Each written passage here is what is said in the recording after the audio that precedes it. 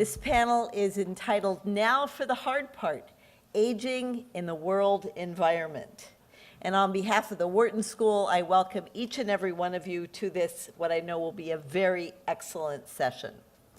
My name is Olivia Mitchell. I'm on the faculty at the Wharton School, and I have been there now 20 years. We were just comparing notes with one of our illustrious graduates. Throughout the time that I've been at Wharton, I've also been pleased to be involved with Japan in many, many different ways. My research is on pensions, old age security, and retirement. And so that's why I'm very excited to be here, because of course Japan leads the world in population aging. A baby born today has a 50% chance of living to be 100. A baby born today has a non-trivial, maybe a 3% chance of living to be 200 years of age. And the rest of the world is not far behind. It really does get you to think differently about the roles of education, the roles of work, the roles of business, of government, of community, of society. So we have gathered here today to learn about how you in Japan have learned some lessons and have developed some very interesting innovations for all of the different sectors that play a role here, not only to cope with population aging, but to reap the benefits from extended longevity. As was said in the previous session, vitalization is really the password of today's panel. We have 4 speakers playing a key role today. The first is Takeshi Natsuno, who's a professor of Keio University, former senior vice president of NTT Docomo. He's a leading expert on the internet and on multimedia. He was recently named as one of the world's 25 most influential e-business leaders by Business Week. Not only did he graduate from Waseda University in Japan, he received his MBA from the Wharton School not very long ago. Secondly, we have Hiroko Akiyama. She's a professor of social psychology at the Institute of Gerontology at the University of Tokyo. She's widely recognized as an expert on the issue of global aging. And very interestingly, she has been following approximately 6,000 Japanese elderly for over 20 years. We look forward to learning from her experiences with this group. She received her PhD in psychology from the University of Illinois. Third in order, we have Chika Katagiri. She's senior scientist in the Skin Biology Research Group of Shiseido Company Limited. Her work searches for harmful factors involved in skin damage and aging. She earned her PhD from Hokkaido University. And last and certainly not least, we have with us Keita Nishiyama. He's the Deputy Director General for Economy and Social Policy at METI in Japan. He's also a visiting professor at the Chuo Graduate School of Public Policy. Among other things, he helped establish the Industrial Revitalization Corporation of Japan, an entity that was in need of help at the time. He earned his master's from Oriel College at the University of Oxford and his law degree from the University of Tokyo. So let me just quickly give you a guideline for this session. I've asked each speaker to speak 5 to 7 minutes. They'll go in order. And after that, what we would like is to engage in a truly panel discussion with all of you raising questions for the panelists. We will pass around a microphone so that all of us can hear you. And without further ado, then, let me turn it over to our first speaker, Professor Natsuno. Thank you very much.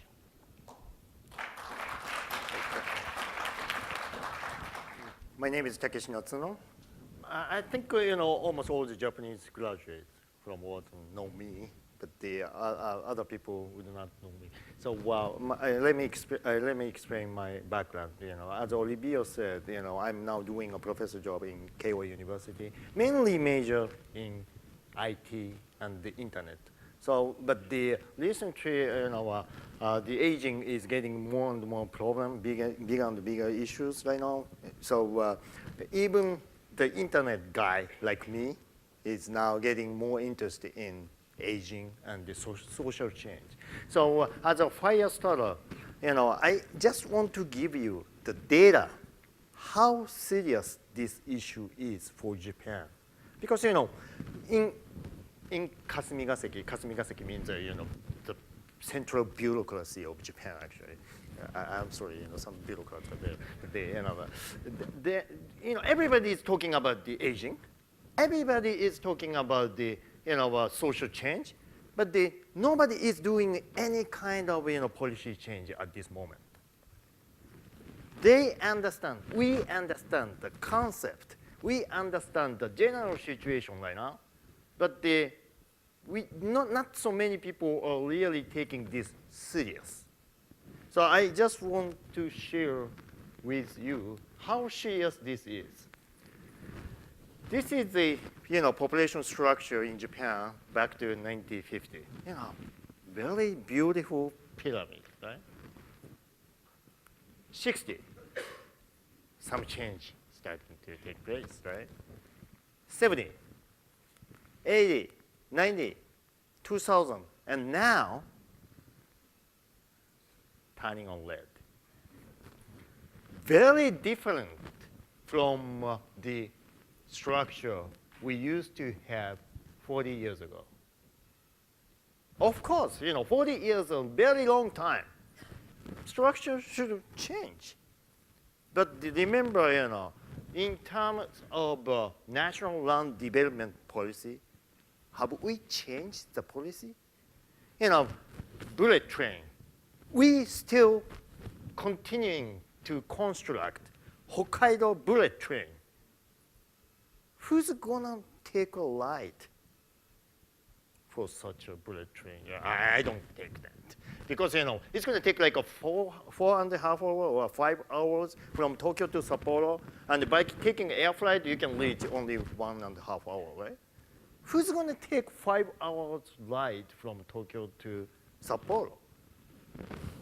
All the policies, infrastructure policies, construction policies are still based on population growth, right? And the younger, we all think, we still have big young generation 20 years later. 10 years later, right? We still continuing a construction everywhere. 2020, 2030, 2040, 2050, very slim.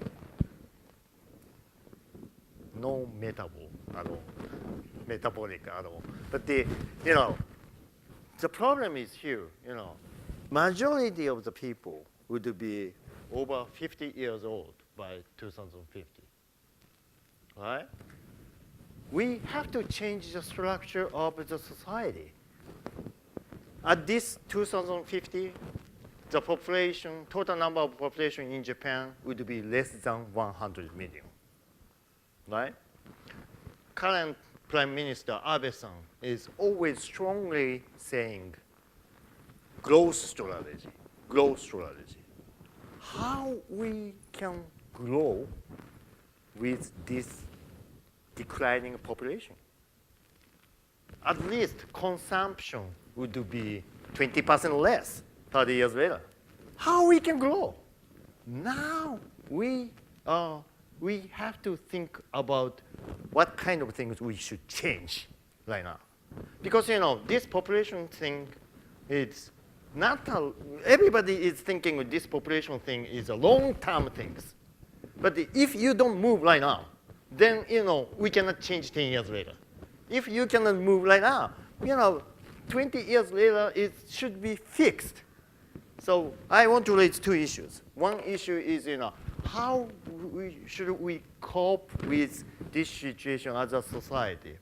And the other thing is, what kind of things we can do to raise the birth rate or to prevent this population decrease? And in terms of both things, the current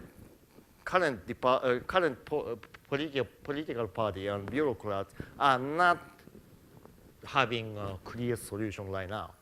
We need innovation, finally, on this issue. Thank you very much. So next we have Professor Akiyama.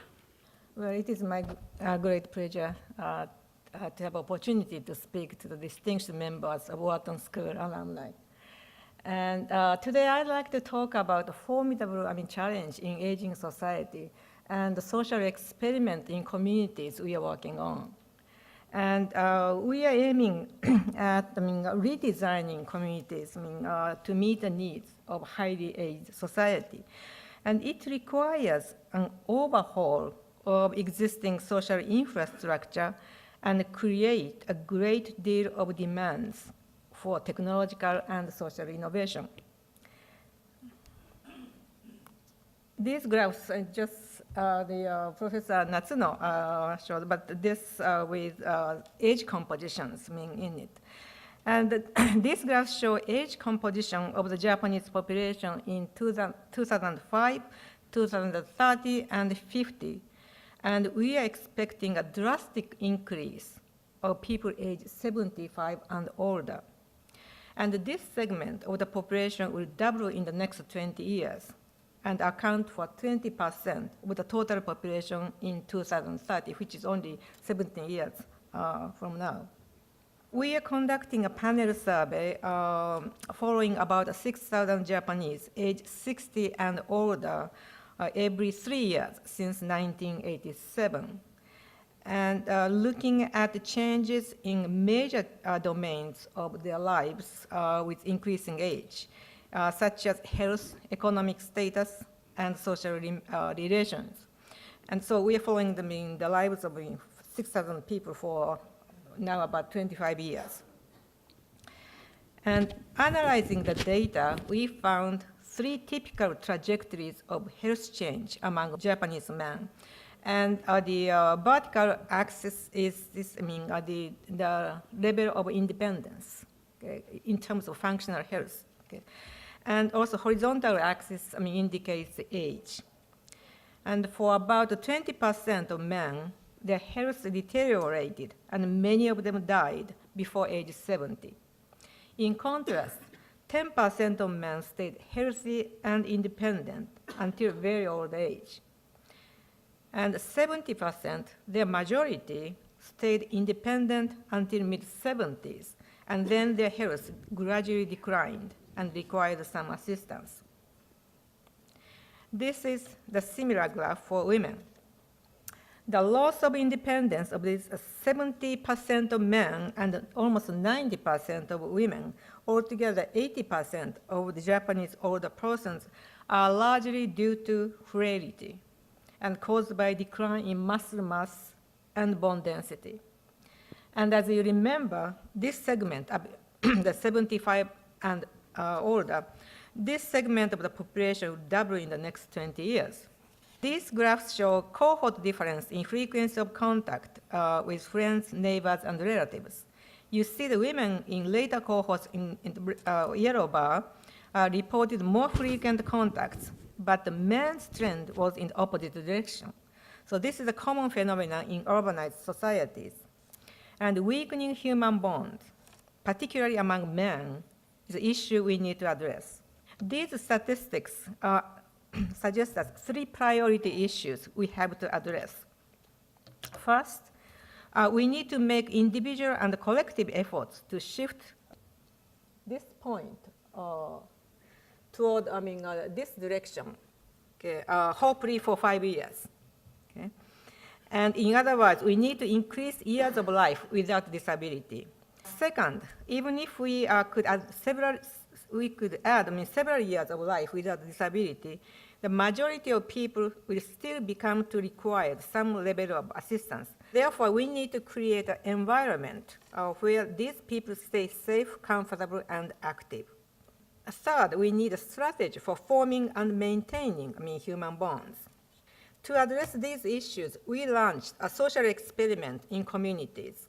The existing infrastructure of communities was built when the population was much younger, and we need to redesign both hard and soft infrastructure of communities. We are trying to redesign communities for meeting the needs of a highly aged society. We want to build communities where people stay healthy and active and live with a sense of security. This is an overview of our project. And we have 2 experimental sites, one in a metropolitan area, 30 kilometers away from Tokyo, and the other in rural area.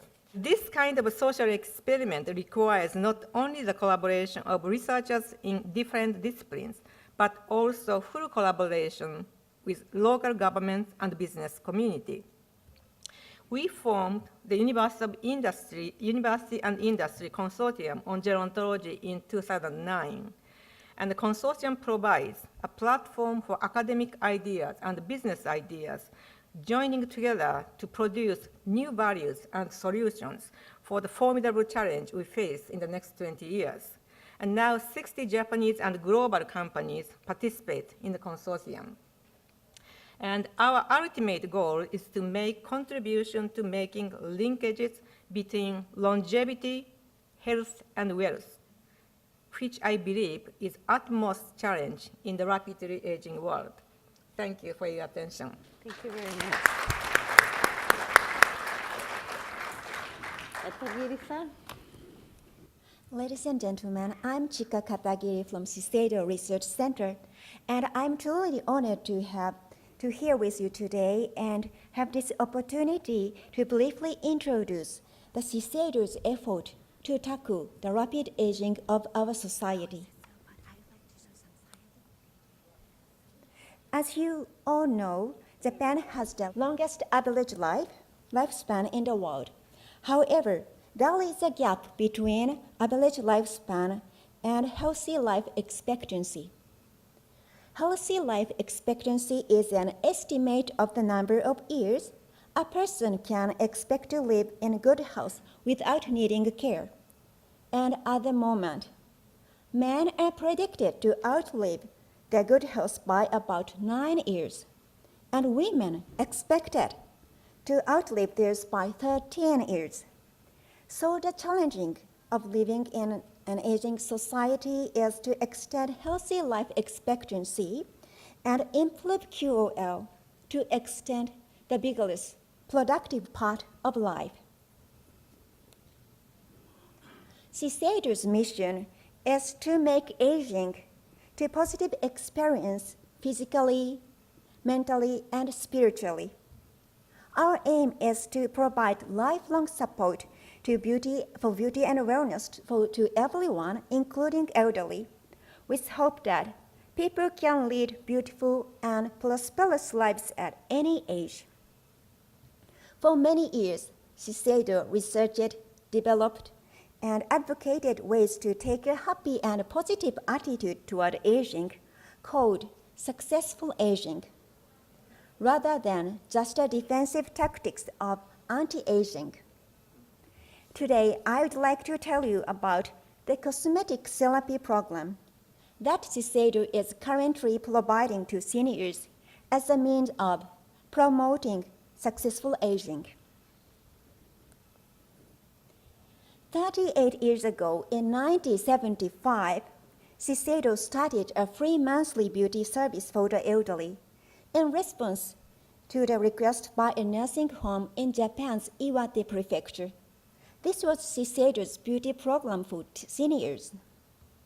Since then, the program has grown both domestically and internationally, and today it serves 46,000 elderly participants every year. For many years, we have been carrying out scientific studies on the effect of this cosmetic therapy program incorporating dementia rehabilitation principles on brain function and physical functions in the elderly. The main symptoms of dementia include decline in memory and impaired judgment. At the same time, poor facial expression and depression and wandering behavior start to occur. Among patients who participated in cosmetic therapy program, 90% shows richer facial expression, and 28% were no longer reliant on diapers, which suggests that the therapy had very positive psychological effects.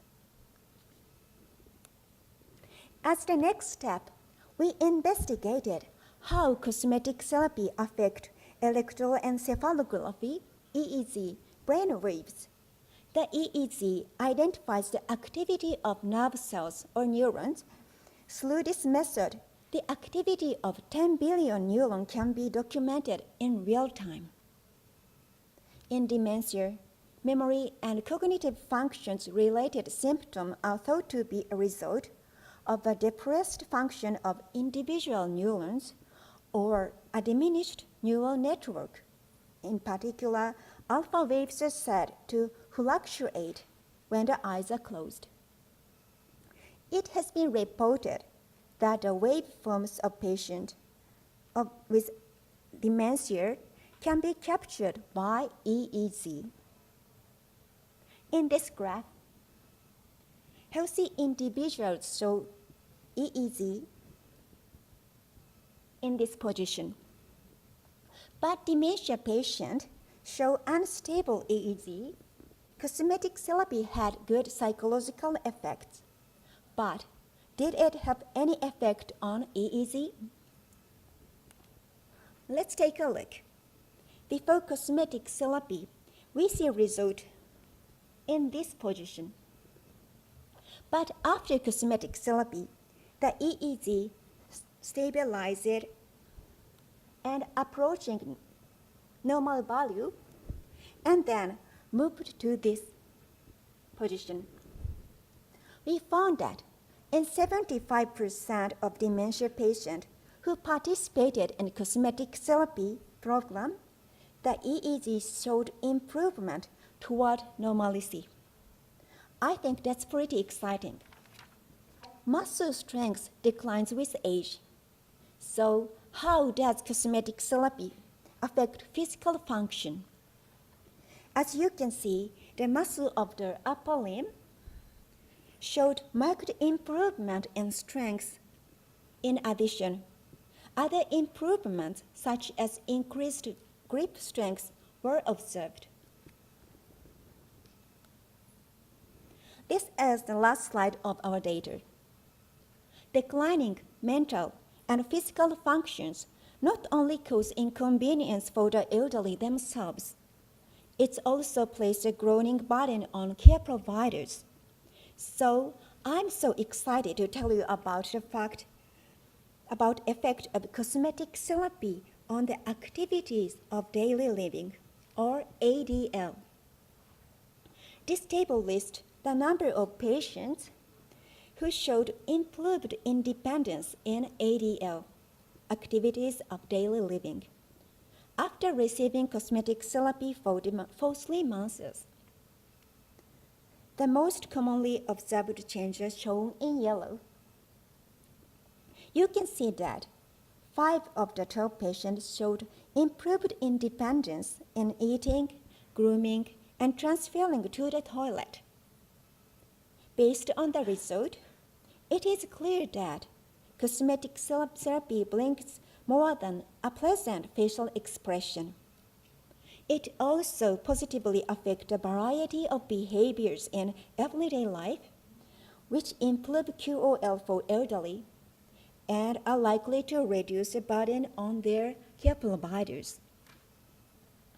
Shiseido has systemized this cosmetic therapy service and has been developing as a part of the company's senior business since 2011. In addition, To being the world's foremost super-aging society, Japan is also the world's second largest beauty market. Shiseido strives to deliver new value and create innovative business models to serve the society we are evolving to be, and to make the future a more and more beautiful one, as cosmetics bring more and more positive effect to all our lives. This is all for my presentation. Thank you so much for listening. Thank you. Teacher-san? Thank you. My name is Nishiyama. I'm from METI, Center of Bureaucracy, and dealing with economic and social policy, including aging. So in Professor Natsuno's definition, I shouldn't exist. But at least I'm not building bullet trains, so I'm allowed to exist. Today I'll be presenting some observation of this aging society in Japan, and some of them are already included probably in Abenomics, and some of them are not, but Abenomics is evolving every day, therefore, I'm allowed to present this way. First of all, my simple observation is with this very high-speed aging, or unprecedented aging, Japanese may have a second life. In a way, we live twice. I understand 007, James Bond died twice, but we live twice. And I don't have a data to present on this issue today, but as Professor Akiyama has shown, the Japanese elderly people are getting healthier if you compare at the same age. My data is slightly old, but if you compare the male elderly between the age of 75 to 80, between year 1992 to year 2002, which is almost a decade ago, and the scientists compared the speed, how fast they walk. And in 1992, these elderly people walk 3 feet per second, approximately. In 2002, they walked 4 feet per second. So it's a great improvement. And probably with the some input from Shiseido's product, they will certainly walk 10 feet by second in 2050 or somewhat. So with this healthier, longer lifetime, at least the elderly people now face a choice, because they see that they can enjoy a second life. And one choice, of course, there are plenty of choices, but I think one choice is to relocate yourself from where you live to somewhere else. And actually, in 1960s, we experienced a kind of exodus in Japan, but it applies to younger people. The graduates from high school moved from the rural area to Tokyo because they need to find a job here in Tokyo. But this time, this exodus may happen in opposite direction. The why? Because recent research shows that there is a huge gap in supply-demand relation in healthcare and nursing service here in Tokyo metropolitan, which is the harshest, condition. And if you go to the rural area, you have a relaxed condition. Therefore, some people, I wouldn't say all of them, but some people would opt for relocating themselves from Tokyo or any other metropolitan region to more rural region. And that will affect certain things. One is, I think, that relocation relates to what Professor Kiyama talked about, a new community, because with the new entry from metropolitan area, you need to construct a new city or new community. And with that input, I think there will be a realistic planning of compact city, and which allows the elderly people to shop nearby or go to the hospitals nearby and such. And here, that relates to actually my only slide. I compare because this is something relates not only to the aging, but this topic relates to the fertility rate. This presents the two different areas. The upper area is where you are, the Tokyo metropolitan. And downside, lower side, presents the Miyazaki prefecture, which is famous for chicken and pig. But anyway, and this is in Kyushu, far away from Tokyo. And as you can clearly see, in Tokyo, you certainly know that you have a very high population rate, density. But that clearly relates to very low fertility rate, as you can clearly see. So red always become red. And in Miyazaki prefecture, they have a certainly much lower level of population density. That's why people try to move from Tokyo to there. But again, they have a higher rate, much higher rate of fertility rate, which is not necessarily reaching 2, which is ideal, 2 or 2.1, which is the ideal rate, but still it is from 1.5 or upper, and certainly very much higher than national average of 1.36. Therefore, if we will have exodus from Tokyo and other region to the rural area, and if the elderly people, healthy elderly people will move there and start their second life, and if the elderly people move, then there will be a demand for younger people to provide services for them.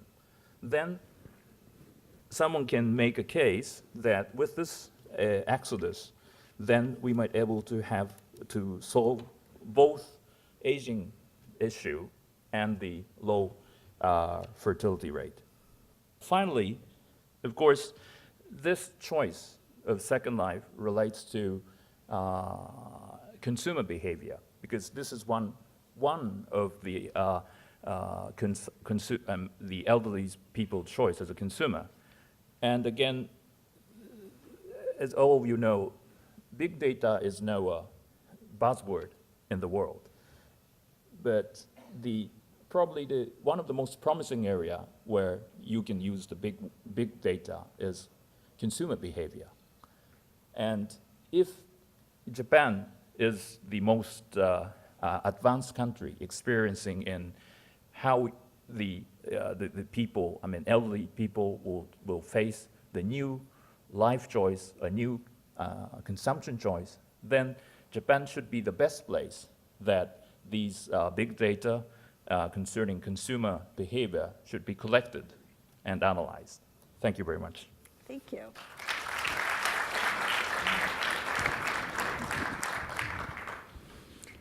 Well, that was definitely a whirlwind of different perceptions, different fields, and I found it absolutely fascinating. So thank all of you for your excellent comments. We now have the opportunity for you, the audience, to raise questions, to make any observations that you would like. Let's see, there's at least a couple of microphones roving the room, so if you'd raise your hand. And if you would be so kind to give us your name and the group that you're with. So where do we have a mic? Here on the stage? Yes. I understand that Shiseido has been very much, contributing to the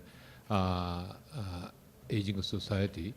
And I understand today that your cosmetic service for elderly service is highly appreciated by women. But what about for men? Process that improve touching the skin. The fingertips stimulate the frontal lobe in the brain. So the cosmetic therapy might be good to men too. And it has been proven that skincare and makeup can activate the brain. So I recommend cosmetic to the men. Actually, in Tokyo, the cosmetic service for men is booming right now. So younger generation are now going to the special beauty counseling room and taking care of their face seriously, and they look better. But do they feel better? That's They important feel too. better, Thank you so much. and ladies feel better. I see another question here in the front and one over here. So first, this gentleman, and just remind us of your name and and where you're from. どうもありがとうございました。English, right? That would be helpful. Sorry. My name is Teiichi Atsuya, Wharton 92, and I'm with the KPMG accounting firm in Beijing right now. And my question is aging society and intergeneration and the healthcare and the nursing care. I think because of the advancement of the technology, you can have the better pharmacy or the care, as well as you can maybe hire the nursing care people as long as you have money. Now, the government will try to subsidize and support these kind of healthcare, nursing care activities, but with the cost. And those costs, as long as you are bringing more sort of the people, the healthcare, nursing care to the aging people, then that need to be, the burden need to be supported by the younger generation. Now, there could be some balance. And then right now, this balance should go more towards the aging people or next generation people. And there is always kind of the discussion. Sometimes the more sort of the healthcare costs need to be supported by the aging people. So now it's the balance that is shifting a little this way or that way, they're changing. From your point of view, the balance is currently right or should go the either way, and then why? Of course, I think almost the consensus is if we do nothing, the burden will be too much on the younger people. And for that regard, I think we are starting to do some of the things. I'll touch on two issues. One is, as the other panelists has shown, there are differences among the elderly people, how you stay independent longer or you stay healthier longer. And it certainly relates to many factors, but if you, for the argument's sake, use, she said, those products and pay effort, then you can stay healthier longer. Then that means that you will require smaller amount of healthcare or nursing cost. And what the government is starting to do is to try to make the insurance body compete each other, because if one insurance community public insurance community would pay the effort to require the members of that insurance to do more to stay healthier longer, then that contributes to the lower burning, smaller burning in the long run. Therefore, the simple answer is to bring in a kind of competition between the insurance body. The second answer is, it relates to the compact city, is now if you go to the region, because the many hospitals and nursing agencies are independent and isolated, you cannot see as a member of the community what cost is actually used for such and such. Is it really used for meaningfully for the elderly, or is it wasted? So therefore, the second strategy is to have a kind of compact region, particularly in rural area, so that in that region, everyone can see how the cost, medical cost, nursing cost, will be used in the particular region. Then people will have more effective say and how you use efficiently the same amount of cost. That's what we're probably discussing. I had a follow-up question to that, which is that increasingly we're hearing that there's a room in the business arena for OAT, old age technology.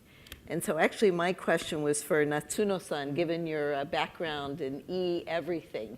How do you think that technology can be harnessed to make people live independently more happily and longer?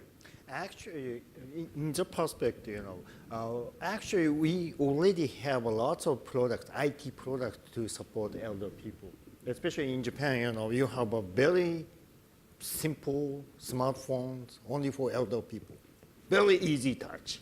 And you're sending message, sending email, or accessing the Big web. screen. Actually, yeah. Yes and no, actually. But anyway, so we have a lot of technology to support that. So I'm not so seriously, worrying about the independent things because many people are connecting right now, if they wish. By the way, if they wish. So elder ladies are very eager to have a connectivity right now. They're heavily using social network already. The problem is men, retired men, Always. right? They tend to, tend to just living in the house, don't go out, not spending any money, just claiming their claim to their wives, so their wives get bored and they leave, then independent. That's a kind of cycle, negative cycle we have right now. So how to motivate old men is the key. Or just make them die would be better. No, anyway, so it's not politically correct answer. So, but I think technology surely would help this situation, surely. Other questions? I saw someone here. Yes, sir? My name is Fermin Fauch. I'm based in Kuala Lumpur, Wharton graduate of '86. I work in technology. My question, I guess, for the panel in general is, could you comment on the declining fertility rates in Japan? What's the root cause of those declining rates and what is being done about them to reverse that trend? A declining fertility rate is very common among industrial countries. And in a sense, it makes sense. I mean, if the mortality rate is high, many people die young. People want to have many children. But now, it's the possibility, any baby to die, within 5 years or 10 years, it's very, very low. So I think that is So in a sense, we've substituted quality for quantity. Yeah, that's right. I think so. Go ahead. One Japan unique situation, the reason for lower fertility rate is economic gap, or maybe the revenue gap, especially between the senior age and the younger age. In this country, 50s are the lucky guys. Keeping the job, getting the money without doing anything, even without doing anything, they get money. But the 20s, the unemployment rate of 50s is maybe 50% less than 20s. So that is the situation. And all the companies right now are decreasing the new employment from younger generation to keep the 50s, 40s, existing employment. So the situation taking place right now is, they need to work. And in Japan, the nursery system is not enough. So if you get baby, especially women get baby, then, she has to quit job. Yeah. Economically, this is very damaging. So average marriage age is growing up now, because many young people don't want to get baby in the younger age. So average marriage age is right now is 29, 30, 31. right? And this is the biggest, Japan unique situation right now we have. And as you know, biologically, twins can have a bigger probability to get pregnant, right? And 30s, not, 40s, less, right? Like that. So this is biological fact. So after you get money, then, the possibility of getting pregnant is less. This is a Japan unique situation. Yeah, but I think some countries in industrial country more successful to maintain or improve the fertility rate, and that's I think major reason is working condition for women. I think it's very difficult to work and raise children for Japanese women, and we need to work on that. Actually the government is trying to work, but I think we should do more. Yeah. I totally agreed, because it's depend on the system in Japan, and Shiseido will promoted the third phase of the Gender Equal Action Plan, and during the 3-year period from fiscal 2010. And now, as a result, Shiseido is at the stage in which a balance between work and child care can be achieved, and as evidenced by almost 800 employees taking parental leave right now. Interesting. Yes, we have in the first row question. The demographics of Japan. I'm from Switzerland, and we have very much the same problem and have lived in Japan for 6 years. Isn't the whole demographics actually very simple to solve? If I look in Switzerland, the Swiss farmer gets more for a cow in subsidies per year than a family gets in child subsidy. If I observe the LDP, all the senseless concrete projects which happen in Japan, and the solution wouldn't be very simple. Every woman who bears a child here just gets a couple of million yen from the government, and the problem solved. That can be an instant solution, but the problem is, the people here in Japan require more allocation of the money to elder people because number of votes. Right? Number of votes over 50s, 60s is much bigger than 20s and 30s. We have a question. Sorry, we have a question in the front row. Yes. My name is Jung Shu, Wharton class 96. This question is for Professor Akiyama-san. Thank you very much for introducing the idea of the two projects. So my question is really targeted towards what are the design elements of these two projects? What are they designed to address? Have they been successful? And especially regarding the community projects, probably have many stakeholders. So if there's any lessons you have learned in this process. Thank you for the question. We are still working on the designing communities, and we have been successful. And actually, I think, as I showed in the diagram, we are evaluating our intervention at each stage. And for example, one project is the workplaces for the second life. And we are creating many workplaces, in the community, and also a new scheme of work in the second life. And now, the people who retired into the community are working in the different scheme. It's the place they're working in the place walking distance or taking a bike. Okay, and we are assessing their changes in physical and mental abilities and also social interactions, and we see them increase. So in a sense, yeah, we have been seeing success, in many ways, like, housing project, transportation project we have. But, as you mentioned, the most difficult part we experience is, collaboration, with multi-stakeholders, because it requires, a very close collaboration with of course, with universities, but also the local governments and business community and residents. And it took more than, almost 2 years just to form it's very good working, collaboration team. Yeah.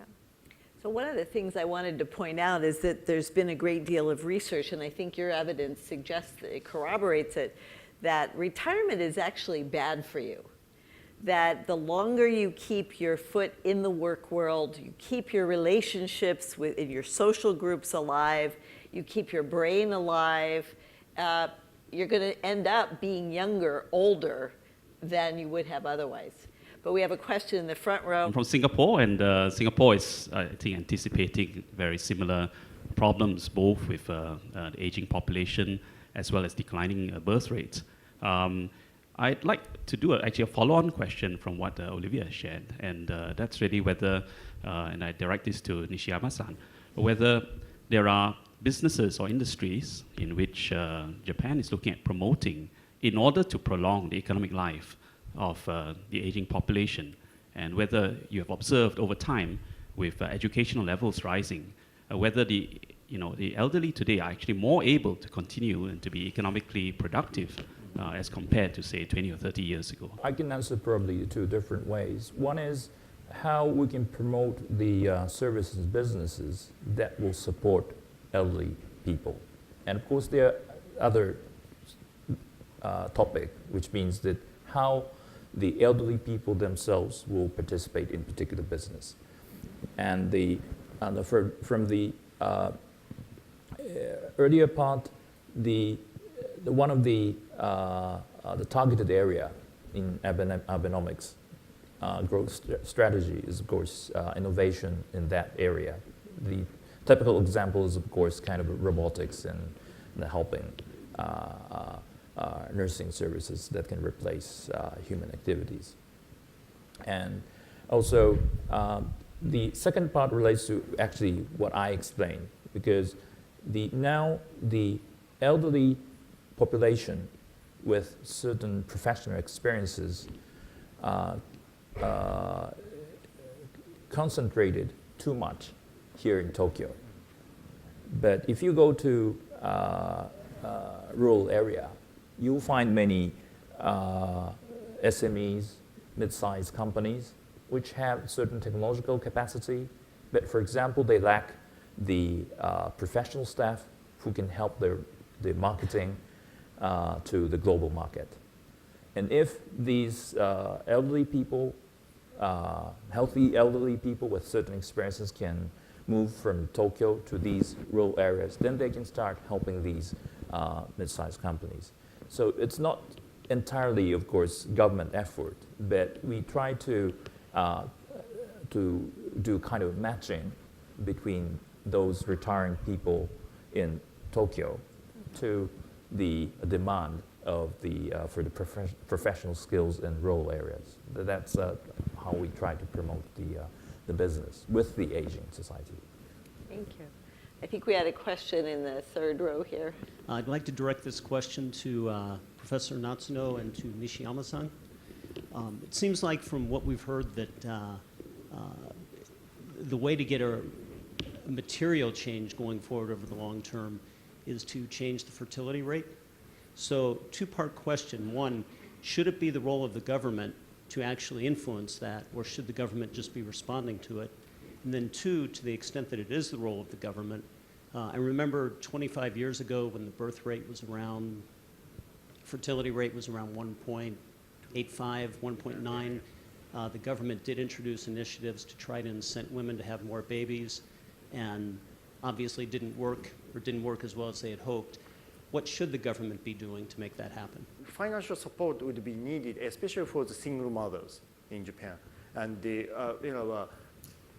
system, or marriage system itself in Japan is very old, actually. And there's so many married people against to reform marriage system because they are all get married already. This is the issue, if you ask, I'm always teaching to young generation, right? So younger generation sentiment about marriage is totally different from the people get married 30 years ago, 40 years ago. Of course, the situation has been so changed. But the marriage system itself is supposing, 1-to-1 for a long time, no divorce. Even though 1/3 of the marriage is getting divorced in this country right now, but they suppose everybody would keep their wives or their partners for a long life. I get married twice, so I know this situation. But anyway, so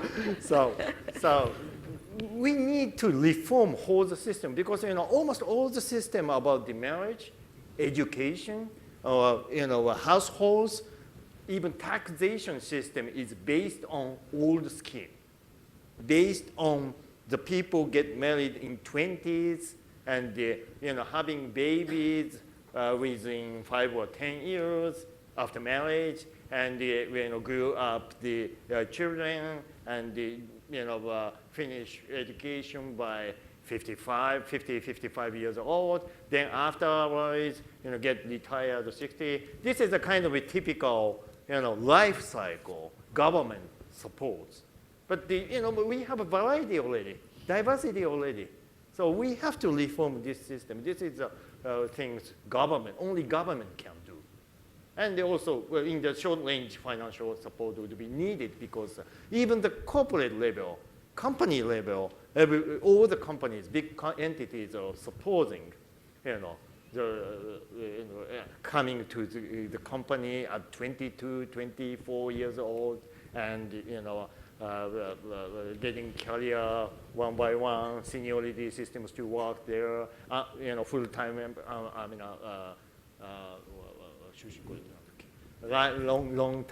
long life employment system, like that. So we have to reform the system, otherwise we cannot change. How are the Japanese government, corporates, and society thinking of immigration as a potential antidote to a vastly aging society?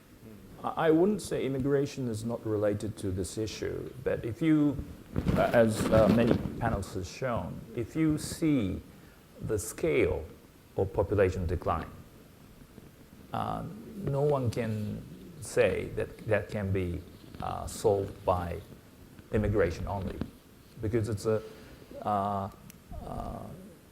very speedy, huge decline. So if we would like to solve this with immigration policy, which means that we need to welcome the immigrants by size of hundreds of thousands or million in each year. That's something, of course, we are having a discussion on immigration policy per se, how we'll be able to attract more foreign talented people here in Japan. But that's not, we don't directly link that issue to the population decline because the scale is too huge. From the history of Japan, Japan is an island country, so we are not used to welcoming so many people coming to live in Japan. But in Tokyo, at least, we already have so many foreigners who are coming to live here. So generation by generation sentiment is different, and the locally by local sentiment is different. And the politicians are not trying to touch on this issue because that means only losing the vote. Katagiri-san, let me ask you, given that you work for what's a global company, how does your company integrate non-Japanese? Recently, we have a lot of foreigners in headquarters in Tokyo, but in research center, I'm a researcher, and in research center, we have a few researchers in Japan, but we have a lot of researchers, research center in all over the world, so we connected each other. But I'd like to come more and more and connect more and more. Akiyama-san? Yeah, well, I think it's not because of the population decline or shortage of labor for caregivers. I think it's we need to open up our society, and in the education and also industry. I think we need the competent people, and also Japanese should have good opportunity not only in Japan but any other place in the world. So this is a kind of a trend. I think we're moving too. So there is some kind of resistance, but that is the way I think we go. Yeah, we are moving. There's a question at the far side of the room. Yes, sir. My question is for Nishiyama-san. I think you concluded that densely populated area has less fertility rate because elder people concentrated in urban area. but my intuition tells me that less populated area has what we call sanchang population. So I expect less fertility in less density areas. But your conclusion differs my sentiment. Could you elaborate on this aspect? Yes. I think at least what is clear based on data is the fertility rate in middle of Tokyo is very low. It's clearly on data. And I have 2 or 3 things to say. One is of course it depends on individuals, but on average it depends on the housing conditions. If you go to a rural area, because of the population decline, and as you know, population is actually declining steeply in rural area, but not yet in Tokyo. So if you go to rural area, you have many empty houses, bigger houses, and if you want to increase the fertility rate at, let's say, 2, then at least we need some families with children more than 2, 3 or 4. Otherwise, average wouldn't be enough with 2. And if you are living in Tokyo in normal housing conditions, and my case as well, it's very difficult to think of the case that 4 children are actually living in within the same house. So I think, and my second answer is, again, fertility rate, even if fertility rate is higher in a rural area, the history, the past history is that if they grown up to a certain age, then they again move from the rural area to the city areas. Then that will end up with Sanchang family, because grown up younger population is already no longer there. Therefore, I think that's the fills the gap between why the fertility rate is higher in rural area, but yet you still find 3 Chinamen, grandpa, mom, and father and mother family in rural area. And I'd like to close this session. I was trying to think, what are the 3 takeaways that maybe each of us could try to implement in our own lives, our own business, our own work? And so here's what I came up with. First of all, I think there's a huge opportunity for investigating technology for the second life. And this has got to be the wave of the future. Second of all, I'm very intrigued by cosmetic therapy to try to shift frailty out. And I hope you will keep us apprised of the inventions and the new developments there. And third, what seems very, very clear is that we have to invest in human relations, in bonds, in communities. And this is what we're doing today at the Wharton Alumni Meeting. So thank all of you, and help me congratulate our wonderful speakers. Talk to you again.